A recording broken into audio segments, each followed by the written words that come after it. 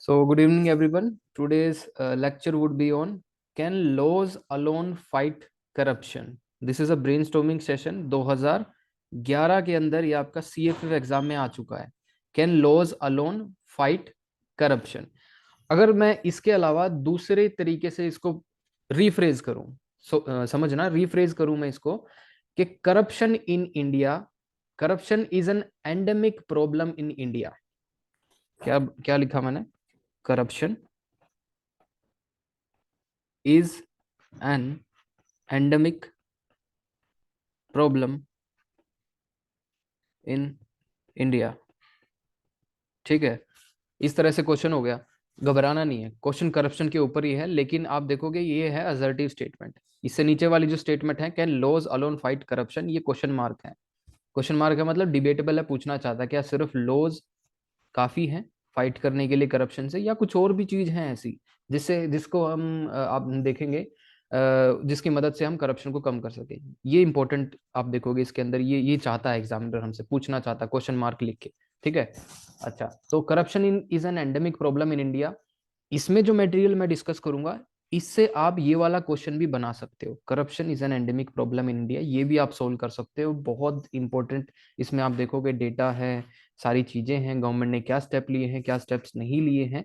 बस एक चीज इसमें डिपेंड करती है आपके ऊपर, वो है आप इसके अंदर नरेशन कैसे बनाओगे, आप इसके अंदर फ्लो कैसे लेके आओगे, आप इसमें आप देखोगे इसके अंदर सपोर्ट कैसे करोगे अपने आर्गुमेंट को. ये आपकी इनोवेशन, आपका आपका देखा जाएगा क्रिएटिविटी कितनी है इसके अंदर. पर्सनली डिपेंड करता है, पर्सन टू पर्सन. कई बार आप देखोगे बहुत अच्छी लोग नरेशन कर लेते हैं, बहुत अच्छी नरेशन कर लेते हैं, लेकिन उनके पास एग्जाम्पल नहीं होते भाई देने को. नरेशन अच्छा कर देंगे, फ्लो भी है, पैराग्राफ चेंज अच्छे से हो रहे हैं, लेकिन अपनी स्टेटमेंट को सपोर्ट करने के लिए उनके पास क्या नहीं है, आइडिया नहीं है, कोई एग्जाम्पल नहीं है. दूसरे केस में ये होता है ढेर सारे एग्जाम्पल है भाई, भरी पड़ी है दिमाग, इतने एग्जाम्पल है, न्यूज़पेपर पढ़ रहे हैं, हर एक चीज है, बुक पढ़ ली, लेकिन इंट्रोडक्शन शुरू नहीं हो रहा है. अब ये नहीं पता मेन बॉडी में क्या लिख रहे हैं. ठीक है, मेन बॉडी में अब लिख रहे हैं, ये लिख दिया, अब इसको नेक्स्ट पैराग्राफ पे कैसे स्विच करें, ये प्रॉब्लम आती है. तो दोनों की प्रॉब्लम है, तो आपको थोड़ा सा बैलेंस बना के चलना पड़ेगा, नरेशन भी मिस ना हो, प्लस जिसकी नरेशन अच्छी है उसको थोड़ा सा इसके ऊपर ध्यान देना पड़ेगा, आपके एग्जाम्पल्स अच्छे होने चाहिए. बाद में थोड़ा सा हर एक टॉपिक को, जैसे हम डिस्कस कर रहे हैं करप्शन, करप्शन के ऊपर ये प्रिपेयर कर लिया आपने, तो दिक्कत है ही नहीं. मतलब इससे पहले हमने काफी soft skills on the forces, तो हर एक टॉपिक थीम देखिए आप, सिर्फ आपको ये समझना है ट्रेंड क्या है, सीएपीएफ किस तरह से क्वेश्चन पूछ रहा है, यूपीएससी इस एग्जाम के अंदर, इस एग्जाम का लेवल क्या है. करप्शन से हमसे हमें पूछा है, ठीक है, करप्शन एक क्वेश्चन ये आया, तो फोर्सेस के अंदर भी करप्शन है, हमें वो भी लेके आना पड़ेगा. ठीक है, एक डायमेंशन ये भी होनी चाहिए इसके अंदर कि फोर्सेस के अंदर करप्शन है.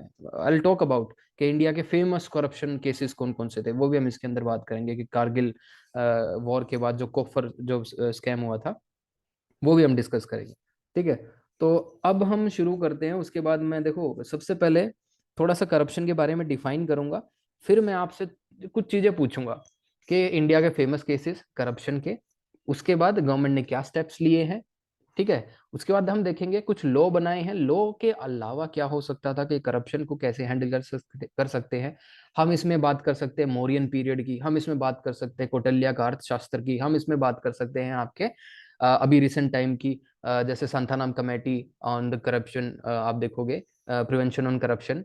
ठीक है, उसके बाद प्रिवेंशन ऑन करप्शन एक्ट आया, सेंट्रल विजिलेंस कमीशन आई, राइट टू इंफॉर्मेशन एक्ट आया, बहुत सारे ऐसे एक्ट आए. ठीक है, तो विद टाइम हमने इवोल्व किया है, हमने देखा कि कहाँ कहाँ से लीकेजेस है, हमने टेक्नोसेंट्रिक आप देखोगे चीजों को अडॉप्ट किया है. ठीक है, टेक्निकल सॉल्यूशंस भी हमने निकाले हैं, हमने देखोगे आपने डिजिटल इंडिया इसलिए लॉन्च किया है कि चीजें मतलब ई गवर्नेंस के अंडर आए, जिससे काफी चीजें कम हो सके, करप्शन जहां से लीकेज होता है. ठीक है, तो थोड़ा सा मैं डिफाइन करता हूँ करप्शन क्या है. करप्शन देखो एक मल्टी हेडेड हाइड्रा है. मल्टी हेडेड हाइड्रा का मतलब जैसे रावण के 10 सर होते हैं, एक काटोगे दोबारा उग जाता है, पहले उसका एक सर काटा था तो 10 उग गए. ठीक है, तो मल्टी हेडेड हाइड्रा, इसको खत्म करना बहुत मुश्किल है, अनलेस एंड अनटिल आप जहां से इसका ओरिजिन हो रहा है उसको ना खत्म करें. ठीक है, ओरिजिन है माइंडसेट, टोटली एथिकल. जहां पे आपकी एथिक्स खराब होगी, करप्शन वहां पे शुरू शुरू. ठीक है, कौटिल्य का भी एग्जांपल लेंगे कहाँ कहाँ पे क्या क्या है. इसके बाद देखते हैं कुछ एक डेफिनेशन है जो बहुत इंपॉर्टेंट डेफिनेशन है। मैं एक डेफिनेशन कोट करूंगा आपको सांथानाम कमेटी की। सांथानाम कमेटी देखोगे 1967 के अंदर ये बनाई गई थी। If I am wrong please correct me anyone. तो 1960s के अंदर थी, अब मैं अभी कंफर्म नहीं हूँ उसके लिए।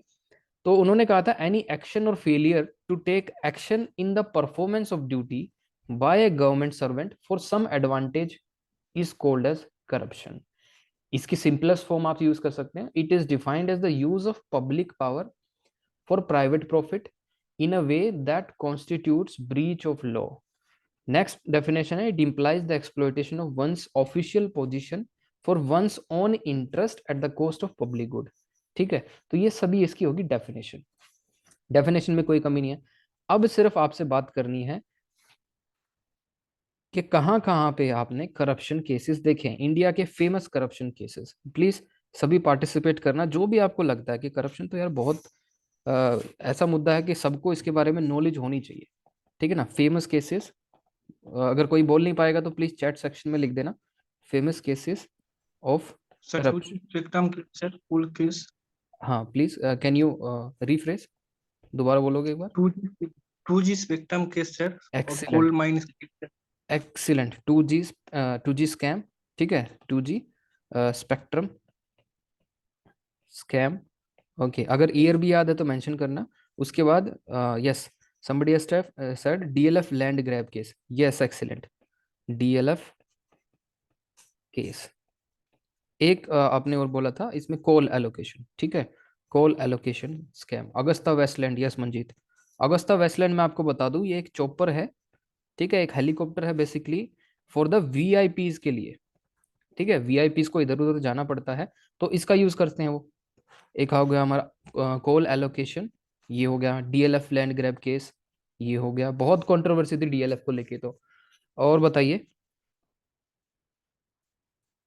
Harshad Mehta yes 1992। Yes yes, हाँ राजपूत जी आपने सही पकड़ा है बिल्कुल, हर्षद मेहता स्कैम। ठीक है, रफाल देखो, आपने मंजीत रफाल का जो बहुत अच्छा एग्जाम्पल आपने दिया है।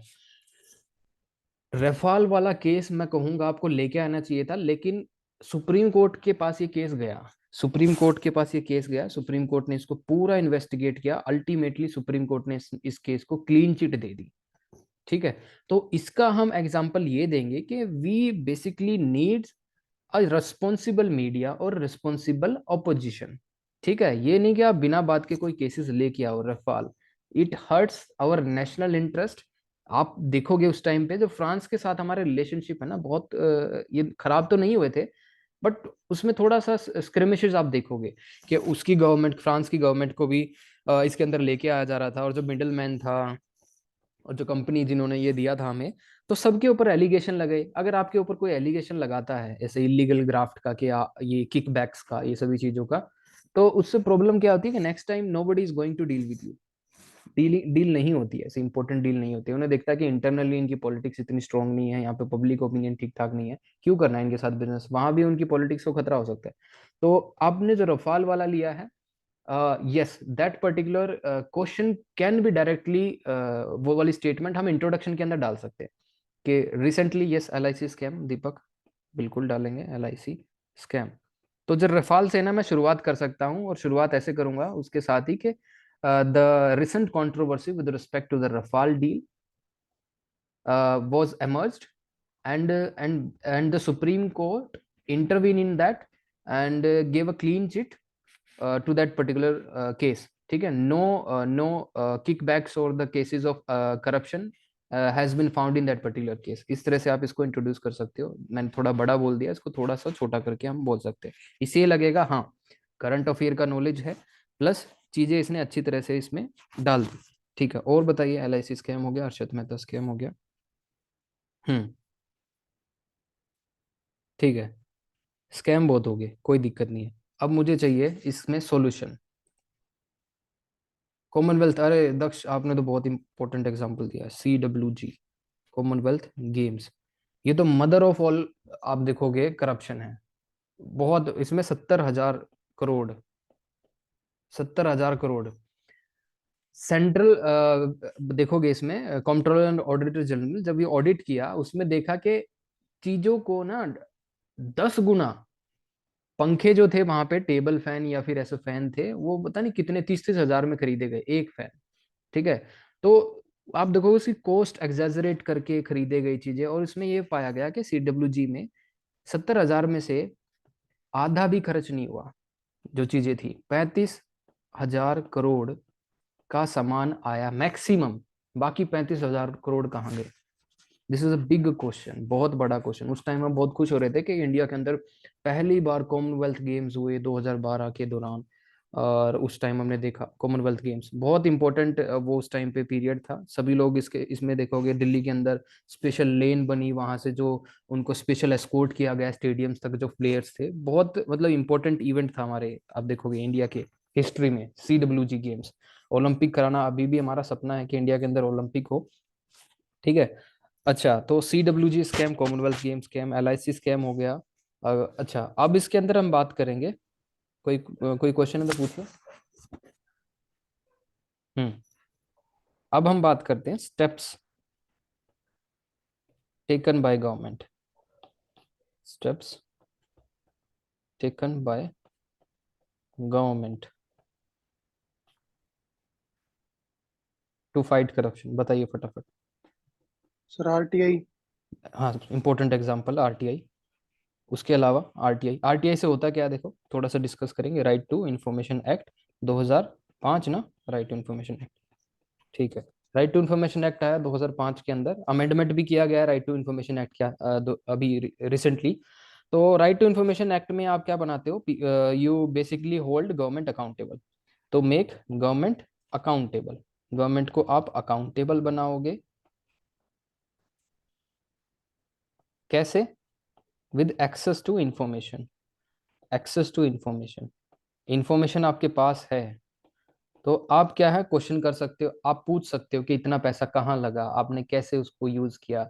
आप सोशल ऑडिट कर सकते हो उन चीजों का। Right to education, this right to information act के अंदर बहुत बड़ा लो है ये आपको। अगर इसमें ना एक्टिविस्ट बन गए लोग बहुत ज्यादा, इसमें आपने देखा होगा कि लोगों की जान भी गई है। राइट टू जो राइट टू इंफॉर्मेशन एक्टिविस्ट होते हैं, RTI एक्टिविस्ट एक्टिविस्ट। तो कई बार ये देखोगे, कई बार मेनली ये जर्नलिस्ट होते हैं। ठीक है। तो हम देखा है कई कई ऐसी सिचुएशन भी आई है कि इनकी डेथ भी हो जाती है इन चीजों में। काफी कंट्रोवर्शियल अगर चीजों को ये टच करें तो। ठीक है। तो राइट टू इन्फॉर्मेशन एक्ट बहुत इंपॉर्टेंट, अकाउंटेबल बनाता है गवर्नमेंट को। एक्सेस टू इन्फॉर्मेशन है, एक्सेस टू इन्फॉर्मेशन है तो एक्सेस टू रिसोर्सेज हो सकता है, इन्फॉर्मेशन का आपको एक्सेस है तो आप पता लगा सकते हो देखो ये सर्विस है, ये पर्टिकुलर सर्विस है, कौन कौन लोग इसको यूज कर सकते हैं, अवेल कर सकते हैं, कौन कौन नहीं कर सकते। अगर आपको ये पता चल गया तो आप उसको अवेल कर सकते हो, सिंपल। राइट। आपको कोई पैसा देने की जरूरत नहीं, आप पता लगा लोगे कि इसके लिए कितना पैसा हमें देना पड़ेगा, कितना नहीं देना पड़ेगा, ये चीजें। राइट। और कुछ सेकंड? सर ई गवर्नेंस जैसे डायरेक्ट बैंक ट्रांसफर वगैरह। बिल्कुल एग्जैक्ट एग्जांपल। देखो ई गवर्नेंस बहुत अच्छा एग्जांपल है। इससे क्या होगा, इससे ई गवर्नेंस आप देखोगे, ई गवर्नेंस के अंदर आप देखोगे मिनिमम, मिनिमम देखोगे इसमें minimum, minimum physical interaction, physical interaction हो गया। अब जितना ज्यादा आप देखोगे फिजिकल इंटरेक्शन जितना ज्यादा होता था, yes I will come to the CVC Manjit. तो फिजिकल इसमें कंट्रीब्यूट करो ई गवर्नेंस में। तो minimum physical interaction with the government staff. इससे क्या होता है आपको पता है, नेपोटिज्म, फेवरेटिज्म, ये सभी चीजें। और आपको क्या देना पड़ता है, कुछ ना कुछ ब्राइब करनी पड़ती है, कुछ पैसे की डिमांड होती है कि जब भी आपकी फाइल मूव होगी। अगर सभी चीजें डिजिटलाइज होगी, ई गवर्नेंस, आप सिंपली अप्लाई करोगे किसी चीज के लिए, आपने ड्राइविंग लाइसेंस के लिए अप्लाई किया, ठीक है, आपने LPG सिलेंडर के लिए अप्लाई किया, आपने आपने नया कनेक्शन लेना है बिजली का, उसके लिए अप्लाई किया, ऑनलाइन करना है बस आज के टाइम में। राइट। तो फिजिकल इंटरेक्शन कम हो गया ई गवर्नेंस के थ्रू। ठीक है। तो सारी सर्विसेज आप डाल सकते हो उसके अंदर। उमंग ऐप है इंपॉर्टेंट, उमंग ऐप बहुत इंपॉर्टेंट है, ई गवर्नेंस का एग्जांपल है। अच्छा, ई गवर्नेंस हो गया, सभी डिपार्टमेंट आपस में कनेक्ट हो गए। ई ट्रैकिंग, फाइल को आप ट्रैक कर सकते हो, e tracking of file, sir file. Umang के बारे में सर थोड़ा और बताइए, उमंग किस लिए है? ये एक एप्लीकेशन है। Yes, JAM trinity, excellent. JAM trinity, Jan Dhan, Aadhaar, mobile, trinity. बहुत इंपॉर्टेंट एग्जाम्पल है, इसमें डायरेक्ट बेनिफिट ट्रांसफर आप कर सकते हो, लोगों के खाते तक आप डायरेक्ट पैसा डाल सकते हो बाय इंटरकनेक्टिंग विद, पहले सबसे पहले एक अकाउंट होना चाहिए, उसके साथ आधार नंबर से वो कनेक्ट होना चाहिए। इससे क्या होगा, लीकेजेस नहीं होंगे, इसमें जो बोगस बेनिफिशियरी होंगे वो हट जाएंगे। उसके बाद मोबाइल, ये ऑथेंटिकेशन हो जाएगा, 2 वेज ऑथेंटिकेशन, ठीक है। अच्छा, आप पूछ रहे थे उमंग ऐप क्या होता है। उमंग ऐप मैं बताऊं तो बेसिकली ये सेंट्रल गवर्नमेंट का एक इनिशिएटिव है उमंग ऐप। एक बार मैं इसको चेक भी कर लूं, उमंग ही है या कुछ और है। यही है। देखिए उमंग की डेफिनेशन है, definition is unified mobile application for new age governance. ये इसकी डेफिनेशन है उमंग की। मिनिस्ट्री ऑफ इलेक्ट्रॉनिक्स और जो आपकी कम्युनिकेशन टेक्नोलॉजी, उन्होंने ये बनाई है। और इसके साथ मैं बता दूं, all Indian citizen can access to it. और इसके अंदर जो सर्विसेज है मैं आपको बता दूं कितनी सारी सर्विसेज है इसमें, 21,000 सर्विसेज है। तो सभी सर्विसेज को आप इसके अंडर एक्सेस कर सकते हो। और भी इसकी बहुत इंपॉर्टेंट इंपॉर्टेंट आप देखोगे।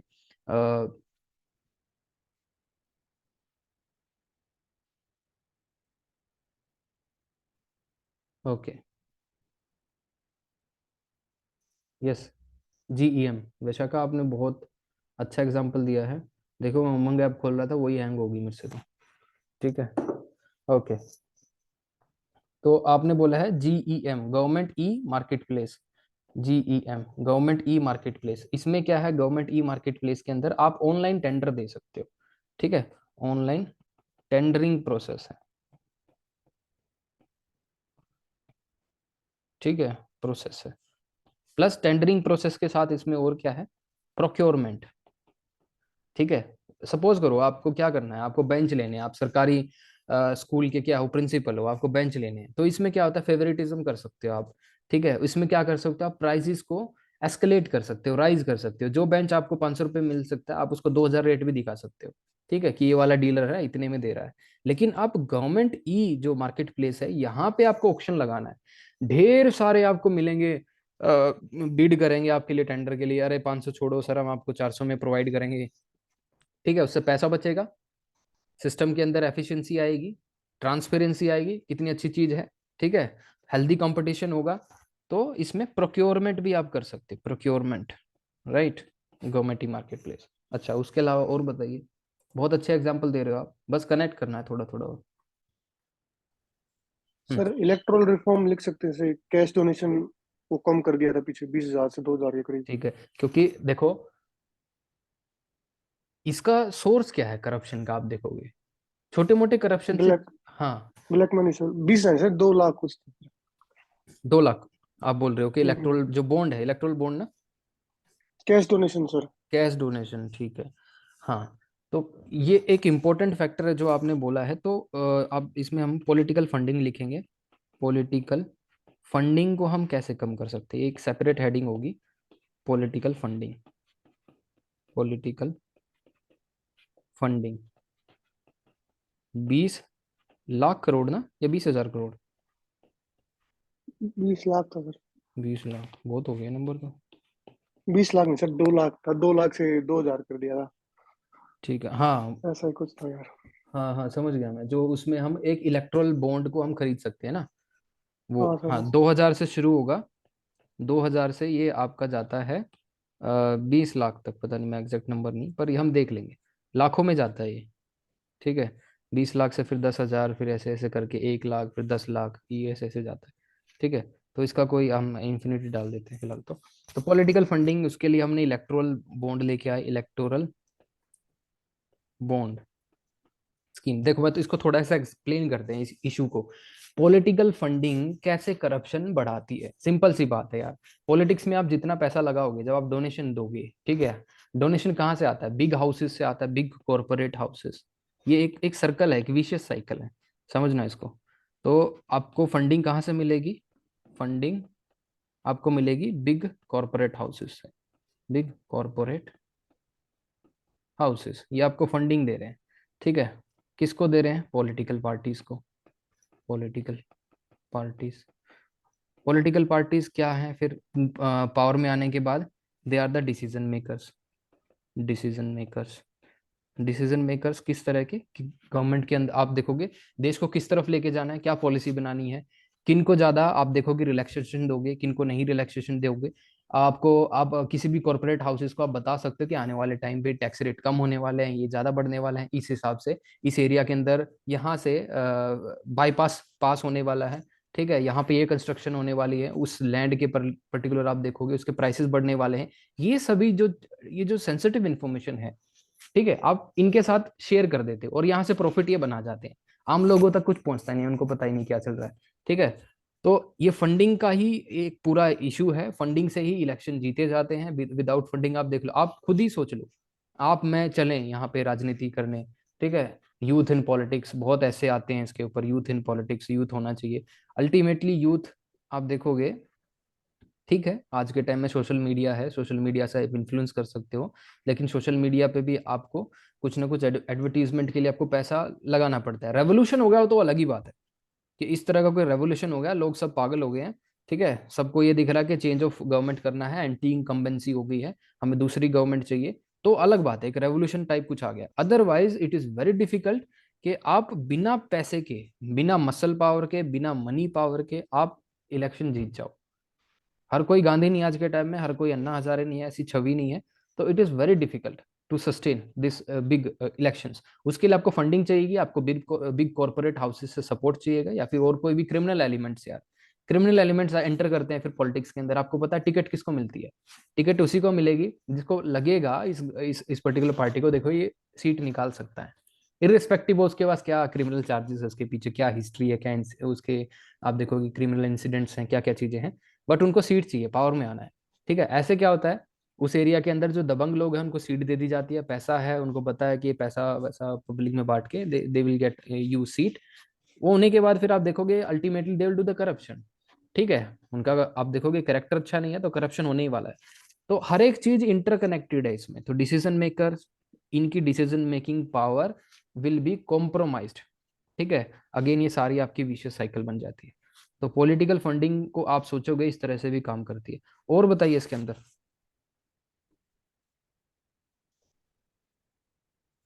हम्म, कुछ भी ट्राई करिए। लोकपाल सर। लोकपाल, एक्सेलेंट। लोकपाल, लोकपाल हम लेके आए। तो ओम्बड्समैन, ओम्बड्समैन देखो हर एक स्टेट के अंदर नहीं है, सेंटर के अंदर लोकपाल है तो स्टेट्स के अंदर क्या नाम उसका चेंज हो जाता है ना, लोकायुक्त। लोकायुक्ता। हाँ लोकायुक्ता, लोकायुक्ता।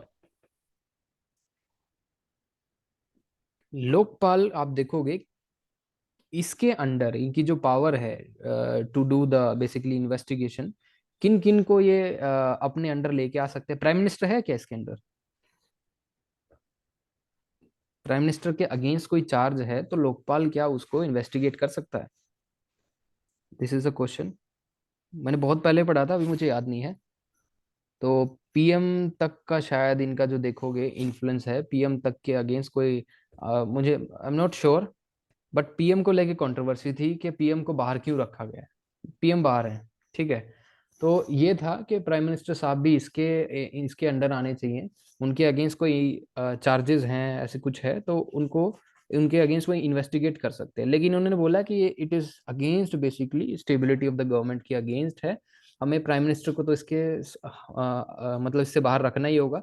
अगर प्राइम मिनिस्टर आपको पता है रिमूव हो जाते हैं तो ऑटोमेटिकली सरकार गिर जाती है, रेजिग्नेशन दे दिया पूरे काउंसिल ऑफ मिनिस्टर गिर जाएगी, पूरी सरकार गिर जाएगी, दोबारा से आपको काउंसिल ऑफ मिनिस्टर चुनना पड़ेगा। हर एक चीज ऐसे इंटरकनेक्ट है। तो प्राइम मिनिस्टर साहब को इससे बाहर रखा गया है, ठीक है। तो लोकपाल हो गया, क्या ये ढंग से काम कर रहा है? इसकी आप देखोगे इसकी जो रिक्रूटमेंट प्रोसेस है लोकपाल की, इसको रिक्रूटमेंट कौन कौन करते हैं? इस जो सिलेक्शन कमेटी होती है, सिलेक्शन कमेटी, सिलेक्शन कमेटी में कौन कौन लोग हैं? बस थोड़ा सा ये बता दो, आइडिया दे दो।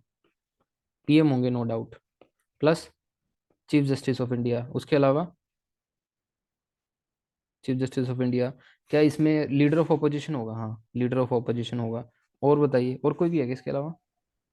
तो स्पीकर हो। स्पीकर है, I am not sure but speaker होता है कई बार, I am not sure but will check. ठीक है। तो स्पीकर भी कई बार हो सकता है, बट स्पीकर की जरूरत नहीं है, मुझे ऐसा लग रहा है, हो भी सकता है, नॉट श्योर। ठीक है। ओके, तो ये है सिलेक्शन कमेटी जो लोकपाल को क्या करती है, बेसिकली सेलेक्ट करती है। उसके बाद लोकपाल आप देखोगे ये कमेटी का साइज कितना होता है। लोकपाल अकेले तो काम नहीं करता, इसको सपोर्ट चाहिए, ठीक है ना, इसको टेक्निकल एक्सपर्टीज चाहिए, इसको लोग चाहिए, एक्सपर्ट्स लोग चाहिए जो उसके बारे में जानते हो।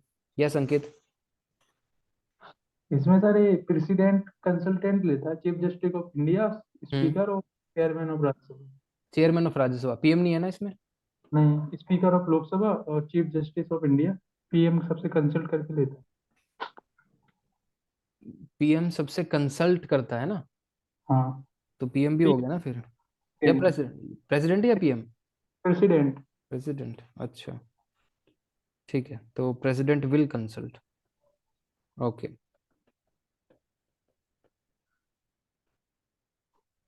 ठीक है, president will consult CGI, leader of opposition, speaker of Lok Sabha. देखो लीडर ऑफ अपोजिशन है ना, तो मैं गारंटी से बोल सकता हूँ प्राइम मिनिस्टर तो होगा इसमें।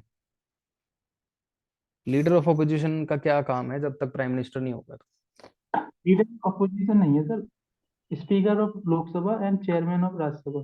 Chairman of Rajya Sabha, okay, of Rajya Sabha, ठीक है। तो ठीक है, क्वेश्चन अभी इस पे वैसे है नहीं कि इसकी सिलेक्शन कमेटी, ये वाला लिखना मत आप कहीं पे भी, लेकिन जो बस रेफरेंस है ना लोकपाल का, कि लोकपाल हम लेके आए to fight this corruption cases, Lokpal हमने बनाया है और इसकी मतलब जरूरत पड़ी हमने। 2012 में आप देखोगे लोकपाल को लेके ही आप देखोगे this stand against the corruption in India, ये वाली मूवमेंट हो रही थी, अन्ना हजारे वाली मूवमेंट, ठीक है, बहुत इंपॉर्टेंट है।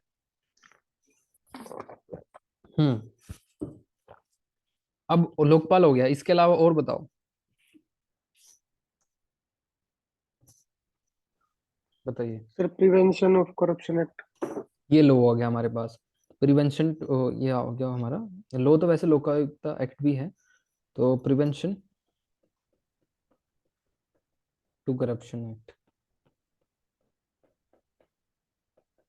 प्रिवेंशन टू करप्शन एक्ट के अंदर अमेंडमेंट हुआ, या फिर वो अलग है, एक एंटी ब्राइबरी एक्ट करके आया था 2018 के अंदर, 18 में से इसी में हुआ था सर। अमेंडमेंट हुआ था ना इसमें, ठीक है, हाँ 18 में हुआ था सर। अमेंडमेंट हुआ था इसके अंदर, एंटी ब्राइबरी। अब इसमें जो रिश्वत देगा वो भी फंसेगा, ठीक है, अब रिश्वत दोगे तो आप भी फंसोगे, रिश्वत लेने वाला भी फंसेगा, पहले रिश्वत देने वाला नहीं फंसता था, तो एंटी ब्राइबरी एक्ट आ गया, जो ब्राइब देगा वो भी फंसेगा। और बताइए कैसे करप्शन को हम रोक सकते हैं, ये CM window, excellent, CM window, CM window आप देखोगे हरियाणा के अंदर है, ठीक है, सी विंडो आप देखोगे हरियाणा। अब हरियाणा से ही रिलेटेड जैसे मंजीत मैं आपसे जानना चाहता हूँ कि हरियाणा में ऐसे कौन से एग्जाम्पल आप दिखोगे करप्शन के, जिसमें एक पॉलिटिकल पार्टी के जो लीडर हैं उनको काफी साल की सजा हुई थी, लाइफ इम्प्रिजनमेंट था, पता नहीं क्या था, लेकिन उनको अब अर्ली रिलीज कर दिया गया है। सर वो INL। हाँ, INL, इनेलो है सर, वो ओम प्रकाश चौटाला। ओम प्रकाश चौटाला, ये लिखना पड़ेगा ना आपको, ओम प्रकाश चौटाला। केस क्या था? रिक्रूटमेंट, टीचर रिक्रूटमेंट स्कैम, ठीक है, teacher recruitment scam, West Bengal में चल रही है अभी कंट्रोवर्सी, ये आप इंट्रोडक्शन में लिख सकते हो, वेस्ट बंगाल के अंदर टीचर की ही रिक्रूटमेंट को लेके, टीचर रिक्रूटमेंट को लेके अभी अभी कंट्रोवर्सी चल रही है, प्रूव नहीं हुआ है अभी तक, सीबीआई के अंडर केस है, देखते क्या निकलता है, आप डाल सकते हो इसको इंट्रोडक्शन में, वेस्ट बंगाल में जो इशू चल रहा है, ठीक है। ओके, और क्या है अभी करप्शन में देश के अंदर जो रिसेंट है बहुत करप्शन, ठीक है, कोई बात नहीं, विजय माल्या प्लस नीरव मोदी, ठीक है, विजय माल्या, नीरव मोदी, इन्होंने तो इतना बड़े बड़े स्कैम किए हैं, 9,000 करोड़, 15,000 करोड़, और ये आप देखोगे इकोनॉमिक ऑफेंडर भी इनको डिक्लेयर कर दिया गया, और ये बाहर जाके बैठे हैं देश से बाहर, इनको मुकुल चौकसी, पता नहीं एक और है, ठीक है, बहुत सारे ऐसे ऐसे हैं।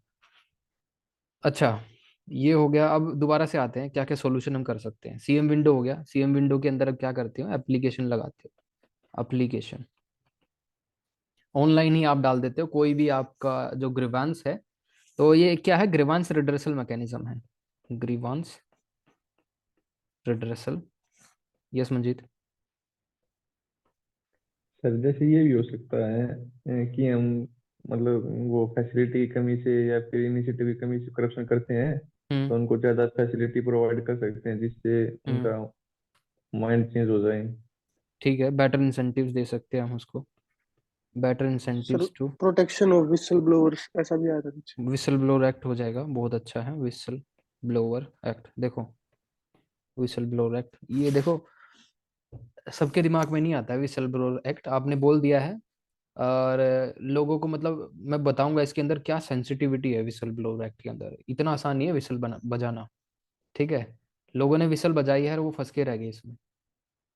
विसल जब आप बजाते हो तो आपको डिक्लेयर करना पड़ता है आप कौन हो, आइडेंटिटी क्या है, अगर वो प्रूव नहीं हुआ ना case, it will go against you. ठीक है, तो विसल बजाना बहुत ही, आप देखोगे बहुत मुश्किल है। लोगों को ये लगता है यार मैं डिपार्टमेंट के अंदर, if I go against the department, ठीक है, if I go against the department, department will haunt मी।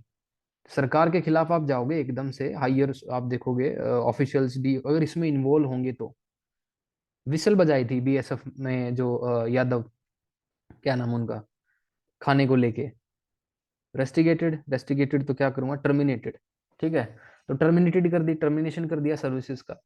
तो विसल बजाना बहुत ही मुश्किल है। और ऐसा कौन सा एग्जांपल है आपको लगता हो कि विसल ब्लोअर, आप अशोक खेमका को देख लो, keep on this doing the whistle whistle blowing.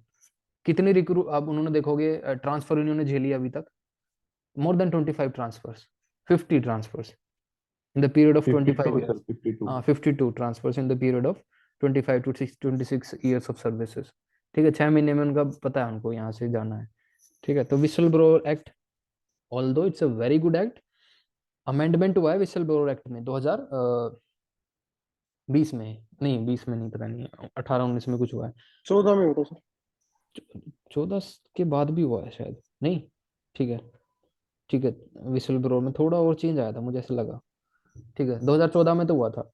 Whistle blower act में क्या हुआ, एक क्वेश्चन आया था आपका सिविल सर्विसेज के अंदर। क्वेश्चन ये था कि अगर ये अमेंडमेंट हो जाती है विसल ब्लोअर एक्ट के अंदर, तो there will be no whistle blowing, हो ही नहीं सकता। इसके अंदर ऐसे चेंजेस कर दिए गए, इतना स्ट्रिक्ट बना दिया गया कि जो भी विसल ब्लो करेगा उसको अपना आइडेंटिटी रिवील करनी है, कौन है। अब अपनी आइडेंटिटी कौन देगा भाई, ठीक है, आपको आइडेंटिटी बतानी है, आप इतना कंट्रोवर्शियल, अरे जान मान का खतरा हो जाता है। कोल एलोकेशन की विसल बजाई थी किसी ने, आप देखोगे कोल एलोकेशन में कितने लोग मारे गए अभी तक पता नहीं है, कोल एलोकेशन स्कैम के अंदर। आप देखते हो कि सेक्सुअल हरासमेंट का कोई केस है, विसल बज गई, अब रात मतलब रातों रात वो लोग गायब हो जाते हैं, पता भी नहीं चलता कहाँ है, 2 महीने बाद पता लगता है he died on in the road accident. Right, it's a very, आप देखोगे प्रोटेक्शन नहीं होती। प्रोटेक्शन आया था विसल ब्लोअर एक्ट के अंदर, एक अमेंडमेंट आई थी रिसेंट, उसमें था विटनेस प्रोटेक्शन, विटनेस प्रोटेक्शन को लेके था, विटनेस प्रोटेक्शन, विटनेस को प्रोटेक्शन कैसे देनी है। ठीक है, ये इंपॉर्टेंट चीज है। हथरस केस में जो था, हथरस जो रेप केस था, जो विक्टिम है, विक्टिम के साथ जितने भी आप देखोगे विटनेस थे, फैमिली मेंबर तक, सबको मार दिया गया रोड एक्सीडेंट में। Judiciary take the cognizance of that particular case, उसके बाद जुडिशरी ने जो घुमाया उनको, उन लोगों को, ठीक है, जो उनको प्रोटेक्शन दिया और जो उनके अगेंस्ट जो जो सॉलिड आप देखोगे, जो एविडेंस, एविडेंस तो जैसे जुडिशरी कलेक्ट नहीं कर सकती, एविडेंस कलेक्ट करना ही पुलिस का काम है। पुलिस के मतलब जुडिशरी के सामने तो सिर्फ ये आता है कि क्या एविडेंस है, उसके बेसिस पे उनको करना पड़ता है। एविडेंस टोटली डिस्ट्रॉय हो चुके होंगे या फिर कॉम्प्रोमाइज हो चुके होंगे, पता नहीं क्या एविडेंस कलेक्ट कर रहे हैं। तो हमारा क्रिमिनल जो आप देखोगे, क्रिमिनल जस्टिस सिस्टम, इसको आप क्रिमिनल जस्टिस सिस्टम लेके आ सकते हो। Criminal justice system, criminal justice system के पार्ट हैं पुलिस, इन्वेस्टिगेशन करती है जो, प्लस आपका और इसमें क्या पार्ट होगा, क्रिमिनल जस्टिस सिस्टम्स में आपका पार्ट होगा जुडिशरी। ठीक है, एक और होता है क्रिमिनल जस्टिस सिस्टम का पार्ट, कौन बताएगा, police, judiciary plus media. Media भी होता है क्या, श्योर नहीं हूं मैं, बट मीडिया होगा तो ठीक है। तो क्रिमिनल जस्टिस सिस्टम के अंदर 3 पार्ट होते हैं जो मेन इंपॉर्टेंट है। तो आपको करप्शन से लड़ना है तो ये तीनों स्ट्रांग होने चाहिए। अगर एविडेंस पुलिस ने कनेक्ट ढंग से कलेक्ट नहीं किया, टेम्पर्ड हो गया एविडेंस, आप देखोगे बहुत बार, आप देखते हो बाद में रिपोर्ट आती है कि एविडेंस के अंदर ये था, एविडेंस मतलब पहले कुछ और लग रहा था लेकिन एविडेंस टेम्पर्ड हो गया है। आपने तलवार मूवी देखी होगी, ठीक है, तलवार मूवी आपने देखी है। तलवार मूवी किस किस ने देखी है? आरुषि हत्याकांड वाली। एविडेंस में टेम्परिंग होती है उसमें, to basically save the senior. एक सीनियर आईपीएस ऑफिसर है, उन्होंने प्रेस रिलीज में ऐसा बोल दिया कि about, he basically said something very bad on the character of the girl. ठीक है, अगर आप इतने सीनियर ऑफिसर हो गए, एक जो लड़की मर चुकी है उसके कैरेक्टर पे आपने ऐसा कुछ बोल दिया, और जो कि ठीक नहीं है, ठीक है, तो आपको जस्टिफाई करना बहुत मुश्किल हो जाएगा। मीडिया में आपने बयान दिया है विदाउट डूइंग एनी इन्वेस्टिगेशन, बहुत प्रॉब्लमेटिक है। तो उसके बाद उस पर्टिकुलर चीज को जस्टिफाई करने के लिए तलवार मूवी में दिखाया गया था ऐसा ऐसा, जो आप देखना बहुत इंपॉर्टेंट है यार, आपको पता चलेगा कि कैसे इन्वेस्टिगेशन होती है चीजें। You need to watch that movie, बहुत ही एजुकेशनल है मुझे ऐसा लगता है। उनके बीच में आपको पता लगा कि कैसे इन्वेस्टिगेशन एजेंसीज काम करती, ठीक है। तो क्रिमिनल जस्टिस सिस्टम, उन्होंने जो क्राइम सीन को कैसे खत्म कर दिया पूरा टोटली। आप देखोगे जो एविडेंस थे पहले, कुछ एविडेंस कुछ और थे, जो पहले जो बेसिकली ब्लड के सैंपल कलेक्ट किए गए वो चेंज कर दिए गए, ठीक है, बहुत ही ज्यादा टेम्परिंग हुई उसके अंदर। तो क्रिमिनल जस्टिस सिस्टम बहुत इंपॉर्टेंट है। इसके अंदर जो पुलिस को एविडेंस, एविडेंस प्लस जुडिशरी क्या होनी चाहिए, fast track, fast track, fast track cases होनी चाहिए, तभी काम चलेगा। इसीलिए बोलते हैं laws alone can not fight corruption, ठीक है। हमारा जो एडमिनिस्ट्रेशन जो सिस्टम है उसके अंदर एफिशिएंसी होनी चाहिए। सिर्फ लॉज जो है, लॉज बहुत है हमारे पास, ठीक है, लॉज बहुत हैं, इम्प्लीमेंटेशन में प्रॉब्लम है, एथिकल वैल्यूज में प्रॉब्लम है, मॉरल वैल्यूज में प्रॉब्लम है, ठीक है, इन चीजों में प्रॉब्लम है, इनको चेंज करने की भी जरूरत है। इसीलिए क्वेश्चन ये पूछ रहा है, सिर्फ लॉज इंपॉर्टेंट नहीं है, बाकी जो आप देखोगे criminal justice system, whistle blower act, witness protection, incentives देने की जरूरत है। यहाँ पे आप कौटिल्य वाला लेके आ सकते हो। कौटिल्य, कौटिल्य ने बोला था कि there are 4 different types of embezzlement, ठीक है। अभी आप देखोगे झारखंड में आईएएस ऑफिसर, उनका नाम नहीं पता मुझे, लेडी आईएएस ऑफिसर है, उन्होंने 84 करोड़, 84 करोड़ का घपला किया है, ठीक है। सीबीआई के हत्थे चढ़ गया है केस, तो 84 करोड़ का उन्होंने घपला किया कुछ ना कुछ। फॉर्डर स्कैम देख लो आप, लालू प्रसाद यादव, ठीक है, वहां से भी आप लेके आ सकते हो। फॉर्डर स्कैम बहुत इंपॉर्टेंट है।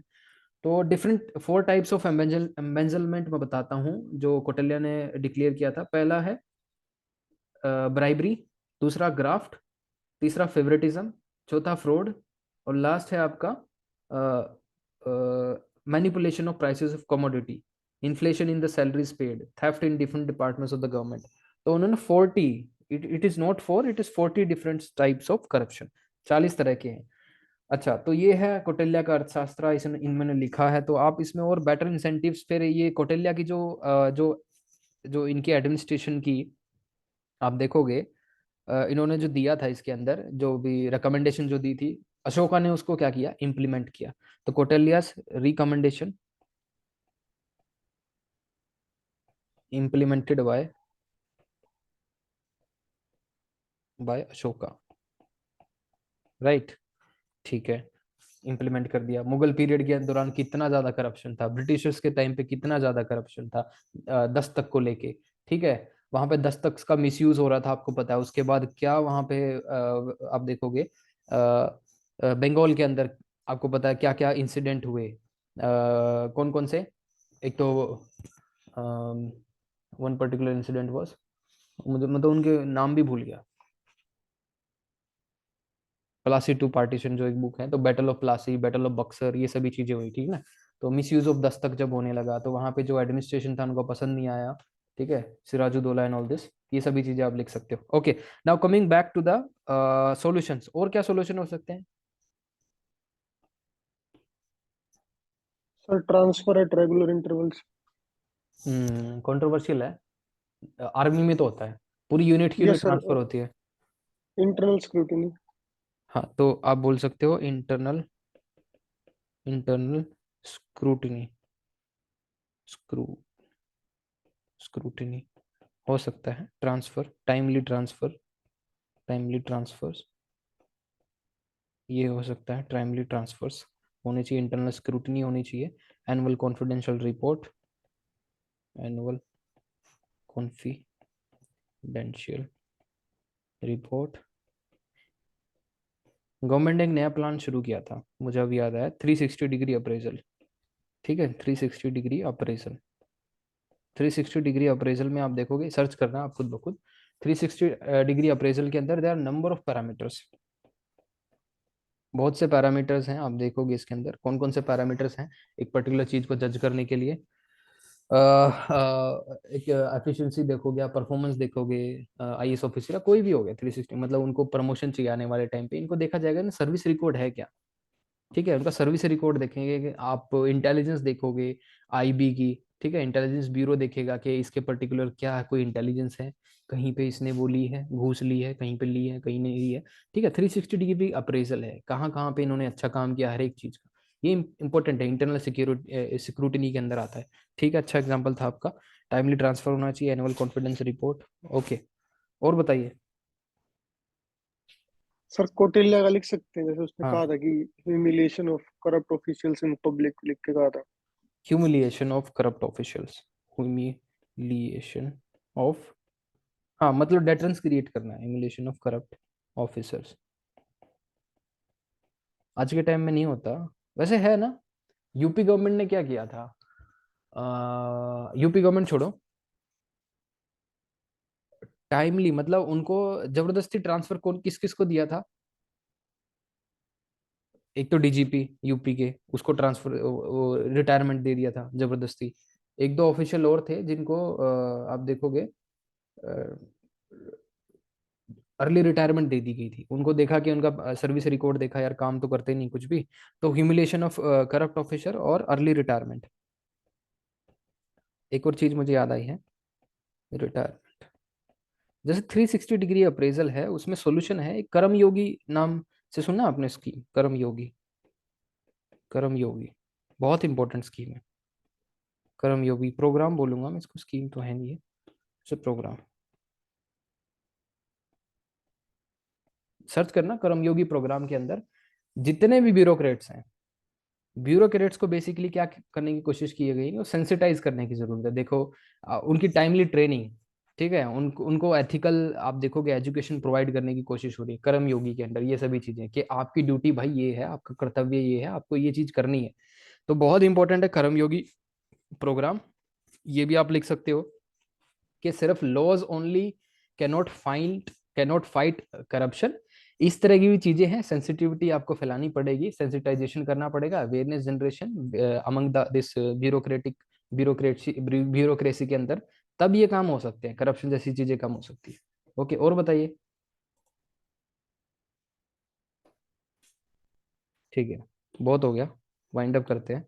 अब देखो आपने सब कुछ बता दिया, मैं जो प्रिपेयर करके लाया था मैं आपको दिखा देता हूँ मैं क्या प्रिपेयर करके लाया था, जो कि आपको मिल जाएगा, हर एक चीज, हर एक चीज आपने बता दी इसके अंदर। सिर्फ मैं ये दिखाने के लिए कोशिश कर रहा था, जो आप सोच रहे हो ना वो ठीक है, उस पर कॉन्फिडेंस रखो, जो आप सोच रहे हो वो बिल्कुल ठीक है, उस पर कॉन्फिडेंस रखो, बिल्कुल भी कॉन्फिडेंस लूज नहीं होने देना है। आप खुद ही देखोगे आपने इसमें से कोई भी चीज मिस नहीं किया है। somebody has said Agusta Westland, this scam मैंने मेंशन किया है, विजय माल्या स्कैम, ठीक है, आप चूक गए, इंपॉर्टेंट था, कई बार चीज याद नहीं आती। हर्षद मेहता स्कैम आपने बोला, रेफाल डील आपने कंट्रोवर्सी बोला, बोफर स्कैंडल आप बोल सकते हो, कोलगेट स्कैम आपने बोला, ठीक है, जो कोल के साथ, जो कोल 2012 के अंदर कोल एलोकेशन जो स्कैम हुआ था ये वही है। उसके बाद तेलगी स्कैम आप छोड़ सकते हो, एक या आप स्टैम्प पेपर स्कैम है एक, basically you can leave it. 2G spectrum scam आप बोल सकते हो, सत्यम कंप्यूटर सर्विस जो स्कैंडल है ये भी, कॉमनवेल्थ गेम वाला आप बोल सकते हो, PNB fraud case Nirav Modi वाला, कारगिल कॉफिन स्कैंडल आप बोल सकते हो, आर्मी में तो एटलीस्ट नहीं होना चाहिए, ठीक है, आर्मी के अंदर आप देखोगे ये सभी चीजें एक्सेप्टेबल नहीं है, कारगिल कॉफिन स्कैंडल आप बोल सकते हो, हवाला स्कैम, पेगासस स्कैम आप बोल सकते हो। अभी तक आप देखोगे सुप्रीम कोर्ट ने भी ये बोला है कि गवर्नमेंट डिड नॉट कोऑपरेट, हालांकि हमें कुछ ऐसा एविडेंस नहीं मिले कि पेगासस एक स्कैम है जिससे आप हाई आप देखोगे रैंक के ऑफिशियल्स को क्या कर रहे हो, बेसिकली मॉनिटर कर रहे हो, सर्विलियंस कर रहे हो उनकी, जुडिशरी ने ये बोला कि गवर्नमेंट ने कोऑपरेट नहीं किया, पूरी डिटेल मतलब नहीं दी, हालांकि ऐसा कोई चीज हमने परचेज नहीं किया, but government did not cooperate. Okay, Pegasus scam. अब मैंने मेजर लिखा तो कॉम्बैट करप्शन, देखो ये पीआईबी की साइट पे डायरेक्टली ये मेजर्स टू कॉम्बैट करप्शन है, उन्होंने खुद ब खुद लिखा हुआ था कि क्या क्या गवर्नमेंट ने क्या स्टेप्स लिए हैं। उन्होंने बोला to reforms to provide transparent citizen friendly services and reduce corruption. कैसे कर सकते हो? डायरेक्ट बेनिफिट ट्रांसफर से। आप देखोगे डायरेक्ट बेनिफिट ट्रांसफर के अंदर हम क्या क्या दे रहे हैं यार, गिव एन एग्जांपल, पेंशन हम दे रहे हैं आज के टाइम में, प्लस आप देखोगे सब्सिडी हम दे रहे हैं हर एक चीज की, ठीक है, पीडीएस यहीं से मिलता है, पेंशन, सब्सिडीज, पीडीएस, हर एक चीज यहीं से होनी शुरू हो गई है। ई टेंडरिंग आप देखोगे, एलोकेशन करना है आपको, आप निकाल देते हो न्यूज़पेपर में, हम बार बार देखते रहते हो न्यूज़पेपर के अंदर, यही देखते हो कि इस चीज का टेंडर निकला है, इस गवर्नमेंट ने निकाला है, अब हिमाचल प्रदेश के अंदर इस डिस्ट्रिक्ट के अंदर ये टेंडर मिला है, बहुत इंपॉर्टेंट है। ई गवर्नेंस वाला एग्जाम्पल आपने दिया था दक्ष, उसके बाद वैशाखा आपने बोला था गवर्नमेंट ई मार्केट प्लेस, उसके बाद आपने जैसे ये मिस कर गए कि discontinuation of interviews in recruitment of group B and group C. ये बोल सकते हो आप, बहुत ज्यादा करप्शन है हरियाणा के अंदर, तो इतना करप्शन है इसमें, तो मतलब इतनी बार वो एग्जाम को डिले किया गया, एक पर्टिकुलर एग्जाम है इसका HSSC, ये लेती है एग्जाम, ठीक है, मल्टीपल देखा उसमें फ्रॉड है। बिहार के अंदर प्रीलिम्स कैंसिल हो गया 2 बार, ठीक है, वहाँ का जो प्रीलिम्स है उसका, बिहार देखोगे आप, पब्लिक सर्विस कमीशन का। अब देखिए all India service rules, central civil conduct rules, ये भी इंपॉर्टेंट है। प्रिवेंशन ऑफ करप्शन एक्ट आपने बोल दिया, इसको अमेंडमेंट हुआ 2018 के अंदर, criminalises the act of giving bribe. Central vigilance commission आपने बोला, लोकपाल आपने बोला। एडिशनल फैक्ट्स मैं आपको इसमें दे सकता हूँ कि 9 दिसंबर को करप्शन डे है। इंट्रोडक्शन आप स्टार्ट कर सकते हो ट्रांसपेरेंसी इंटरनेशनल से, जिसमें आप बोल सकते हो इंडिया का रैंक है 85 आउट ऑफ 180 कंट्रीज। ये इंट्रोडक्शन की चीजें हैं जो अब, ठीक है, इंट्रोडक्शन में आप वो चीजें नहीं ऐड करोगे, do not define the corruption, corruption क्या होता है, अगर मैंने देख लिया किसी ने करप्शन डिफाइन किया है तो फिर आप देख लेना, डिफाइन नहीं करना करप्शन, आप ऐसी ऐसी चीजें लेके आइए, कुछ ट्रांसपेरेंसी इंटरनेशनल, एमनेस्टी इंटरनेशनल, ऐसे ऐसी चीजें आप लेके आइए। India has one of the highest incidents of bribery and use of personal connection to access की public services such as health and education. इन चीजों को एक्सेस करने के लिए भी ना, जो बेसिक एमिनिटीज हमारी, हेल्थ, बिजली, पानी, एजुकेशन, इनके लिए भी हमें करप्शन करना पड़ता है, मतलब ब्राइब देनी पड़ती है। ब्रिटिश कॉलोनियल रूल के अंदर ऐसे कौन से एक्ट थे जिसने करप्शन को बढ़ा दिया? ऑफिशियल सीक्रेट एक्ट आप बोल सकते हो 1923 के अंदर, लाइसेंस परमिट राज आप बोल सकते हो, which basically encourage a culture of bribery, ठीक है। संथानम कमेटी आई जिसने एपेक्स एंटी करप्शन बॉडी बनाई, सीवीसी, उसकी रिकमेंडेशन पे सीवीसी बनी है संथानम कमेटी की। राइट टू इन्फॉर्मेशन एक्ट आपने खुद ब खुद बताया है। सॉल्यूशन क्या हो सकता है? यस दक्ष, विजिलेंस अवेयरनेस वीक हो सकता है, बहुत इंपॉर्टेंट है विजिलेंस अवेयरनेस वीक, ये सॉल्यूशन हम बात कर सकते हैं। विजिलेंस अवेयरनेस वीक के अंदर हर एक, आप देखोगे लोगों को, मुझे ऐसा लगता है कि जागरूक करने की जरूरत है। विजिलेंस अवेयरनेस वीक, उनको पता होना चाहिए कि क्या क्या क्या क्या टूल्स है गवर्नमेंट को अकाउंटेबल बनाने के लिए। तो digitization of services, apex institution need to be given more autonomy, जैसे सीवीसी, लोकपाल, सीबीआई, इनको ऑटोनॉमी देने की जरूरत है। सीबीआई को बार बार बोलते हैं इट्स एन केज्ड पैरेट, ठीक है। डिजिटाइजेशन ऑफ सर्विसेज हम कर सकते हैं, आपने इंपॉर्टेंट एग्जांपल दिया था। रिस्पॉन्सिबल मीडिया, मीडिया रिस्पॉन्सिबल होना चाहिए, इरेस्पॉन्सिबल होने से काम नहीं चलेगा। अननेसेसरी चीजों को, मतलब टीआरपी के लिए आप चीजों को हाईलाइट कर रहे हो, रियल इश्यूज को छुपा रहे हो, ये नहीं होना चाहिए। Criminal justice system should be strong. Political funding जो आपने खुद ब खुद मेंशन किया था, वो भी मैंने इसमें मेंशन किया, और इसमें पॉलिटिकल रिफॉर्म्स की बात हुई है, मॉडल कोड ऑफ कंडक्ट, ठीक है, ये सभी चीजें, पॉलिटिकल रिफॉर्म्स, इलेक्शन रिफॉर्म्स, ये चीजें आप भी ऐड कर सकते हो। Election reforms also, election reforms की जरूरत है। तो इस पर्टिकुलर टॉपिक्स के अंदर यही था, ठीक है, तो इस टॉपिक के अंदर यही था। अगर आप इसके अंदर ये खुद ब खुद एक ये लिख के लाएंगे ना 300 वर्ड्स में, कल आप कर लेना, थोड़ा सा आपको मुश्किल लगेगा पर हो सकता है ये, है ना। फिर मेरे को पीडीएफ आप पर्सनली मुझे भेज देना, मुझे अच्छा लगेगा कि एटलीस्ट आप ट्राई कर रहे हो, ठीक है, सुनने से कुछ नहीं होगा। तो आप एक बार भेजो, विशाखा ने मुझे भेजा था और आई हैव सीन के प्रोग्रेस है। आप लोग भी ट्राई करिए, अच्छी स्टेज पे आप प्रीवियस ईयर क्वेश्चन करने का तभी फायदा होगा। ये ब्रेनस्टॉर्मिंग सेशन है, कहने को तो मैं इस पे आंसर भी लिख सकता हूँ, कोई बड़ी बात नहीं है, बट कुछ तो आपको भी करना पड़ेगा, ठीक है। Yes sir. ओके, तो अल्टीमेटली पेपर आपको लिखना है। सर हाँ बोलिए। सर जैसे इसमें क्वेश्चन मार्क था पीछे, तो हम्म, दोनों साइड लेके बताना है सर, एक ही को लेके वे फॉर दे दे। बिना लॉ के तो काम चलेगा नहीं दक्ष, सिंपल सी बात है। बिना लॉ के करप्शन खत्म हो ही नहीं सकता। जब तक पेनल्टी नहीं है, लॉ के अंदर हम क्या देते हैं, लॉ के अंदर हम बेसिकली हम डेजिग्नेट करते हैं कि हम उसमें अंदर बताते हैं इसकी ये पेनल्टी है भाई, इस लॉ की, ये करप्शन करोगे इतने साल की सजा है, ये वो जुडिशरी के ऊपर है, वो 7 साल की मैक्सिमम लिखी होगी। जुडिशरी अकॉर्डिंग टू सिचुएशन 3 भी दे सकती है, 4 भी दे सकती है, मैक्सिमम 7 दे सकती है, ठीक है, जो जुडिशरी चाहेगी। तो विदाउट लॉ नहीं काम चलेगा। लॉ का आप देखोगे पार्ट है 70%। लॉ के बिना काम नहीं चलेगा, डेटरेंस क्रिएट करेगा, इसके बिना मैं चाहता हूँ, मुझे ऐसा लगता है काम नहीं चलेगा। उसके बाद बाकी चीजें आप कर सकते हो जो आप चाहते हो, कोटलिया वाली इंसेंटिव्स आप उनको दे सकते हो। उसके अलावा जो right to education, right to information act है, ठीक है, और सभी चीजें, ये विजिलेंस अवेयरनेस वीक, ये सभी चीजें हम कर सकते हैं, ठीक है। लेकिन लॉ को, बिल्कुल लॉ को आप बोल सकते हो नहीं, law basically is not, just law is not efficient or it's not enough to fight the corruption, we need other measures also। आप measure गिनवाओगे, but law is the necessary condition but not the sufficient। इस तरह से आप लिखोगे, laws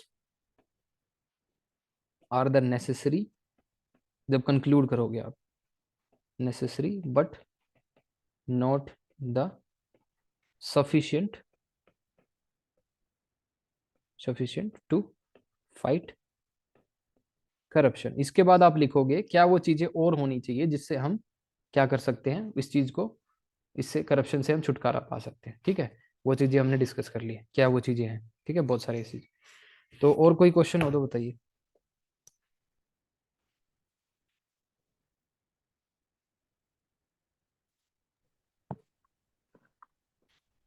sir ओपरांडी शब्द का अंतर क्या होता, मतलब क्या होता? कौन से शब्द का?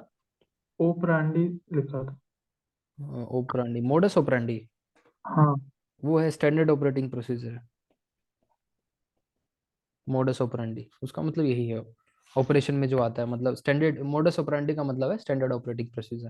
ये उसमें मेंशन होगा कि आपको काम कैसे करना है, जैसे सिटीजन चार्टर के अंदर होता है, ठीक है। कोई भी आप देखोगे मैंडेट होती है, किसी भी आप इंस्टीट्यूशन की कोई मैंडेट होती है, आपको ऐसे काम करना है। जैसे बीएसएफ की मैंडेट ये है, उनको बॉर्डर सिक्योरिटी के लिए लगाया गया है। तो मोडस ऑपरेंडी ये क्लियर होना चाहिए कि आपको काम करना क्या है। Okay, this is on board, ठीक है। तो वाइंड अप करते हैं, कल फिर मिलते हैं नेक्स्ट टॉपिक पे। तो मैं इस बार वही टॉपिक ले रहा हूँ जो हमने कभी डिस्कस नहीं किया, ठीक है। चीजें और भी हैं, इससे मुश्किल टॉपिक भी है, लेकिन वो डिस्कस कर चुका हूँ मैं काफी लोगों के साथ, आपके साथ भी, उसके मॉडल आंसर्स भी हैं। बट मैं चाहता हूँ कुछ नई चीजें हमेशा डिस्कस करें, जिसपे बहुत सारे लोग क्या है ध्यान नहीं दे रहे, ठीक है। स्पेसिफिकली उन्हीं टॉपिक को डिस्कस कर रहे हैं। Okay, so good night everyone, will meet tomorrow. Good night, sir. Good night. Good night. Good night.